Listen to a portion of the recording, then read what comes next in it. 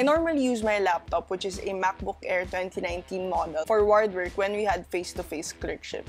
But I was curious if a tablet can handle my day-to-day tasks as a clerk or intern. So I used my iPad Pro, which is a 2016 model, for one day in the ward to find out if tablets can indeed replace your laptop when you are working as a clerk or intern in the ward. But before we get into that, hey, it's Janelle. Welcome back to my YouTube channel.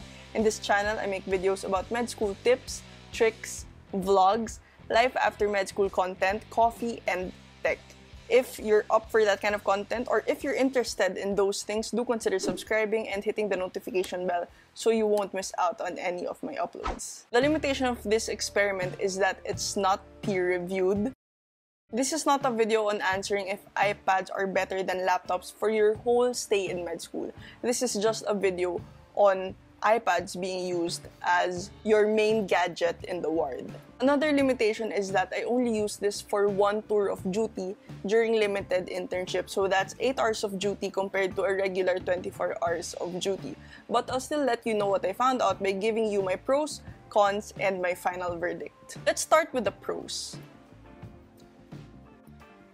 The iPad has a smaller footprint and it is lighter to bring. With the smaller display, of course, it will occupy less room in your bag. Next, it can access all the apps and websites that you need. For the institution that I interned in, we had several websites where we go and access our patients' imaging, lab results, and electronic medical records. I had no problems opening those websites and navigating through them. Of course, it can open and use productivity apps like Google Drive, Google Docs, and Google Slides. These are the main apps you use when you are a clerk or intern, since you'll be updating the census, which is a comprehensive list of all the patients under the care of your duty team, with their latest imaging findings, lab tests, drugs they're on, etc. So you can imagine how long those documents are, which brings me to the next pro, which is the iPad has faster scrolling reaction time on Google Docs. For some reason, even if my iPad is older than my MacBook is slower when it comes to the reaction time when you are scrolling through the document. So that's one major pro for the iPad for me.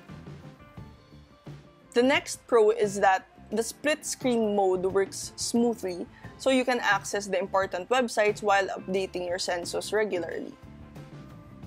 And lastly, the keyboard works magnificently.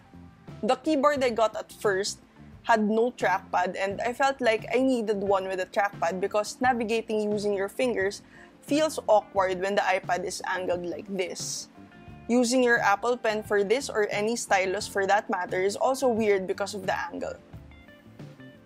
I had the first generation Apple Pen, so it's not magnetic, but I don't think that was the problem, because imagining if it were magnetic, the motion is just awkward for me. That's why I got a keyboard with a trackpad.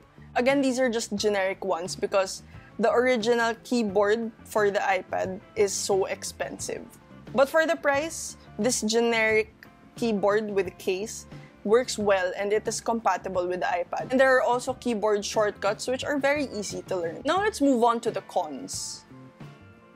The battery life of the iPad from 100% in the morning was already at 20% at 3 p.m. That wasn't a problem at that time because I get off at 3 p.m. But imagining if it were a 24-hour duty, you would already need to recharge your iPad midday.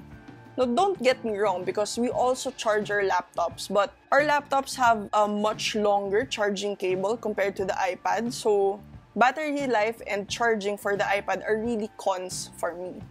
Now, as for the keyboard, it was still charged to a decent level, but what would you do with your keyboard if your main device is not working? Next con, it's difficult to move around because the case and keyboard is flimsy.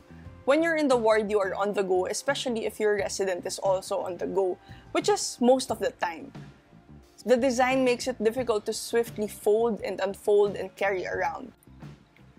Moving on to the next con, it could be mistaken as the ward iPad. In our institution, we had iPads per ward, so other doctors might mistakenly use your iPad. Next, I'm not sure if this is because my iPad is old or if the census is just so long, but for the first few attempts, nagka-crash yung Google Doc. Kinakabahan ako noon kasi wala na talaga akong ibang dinala that day except for the iPad. But thankfully, gumana naman siya smoothly after a few tries.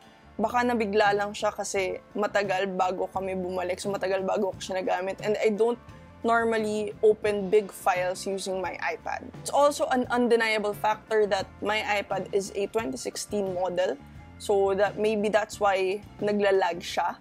But if you're using the newer ones, of course, those are faster iPads, then I don't think that should be a problem. Lastly, the chargers are different and the lengths are different. The keyboard uses a micro USB, while the iPad uses a lightning port.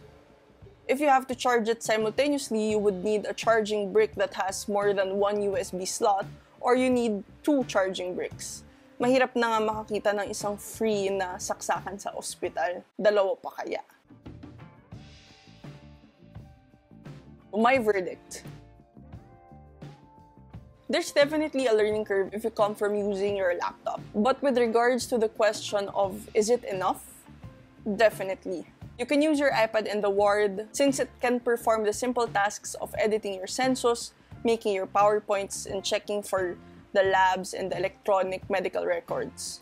I can't say for certain if using your laptop is easier than the iPad because I've been using my laptop since I was in college. I'm already used to how it feels. I'm just more used to using a laptop. So it's a bit unfair if I say that being on your laptop is easier because I've only used the iPad for that certain day in the ward. But I've presented the pros and cons. Hopefully this will shed some light if you're considering getting a laptop or an iPad, if you're a clerk or an intern. All products are linked below, but do take note that these are affiliate links where I earn a very small commission at no additional cost to you if you end up buying from them. That's it for this vlog. Thank you for watching and see you in the next one.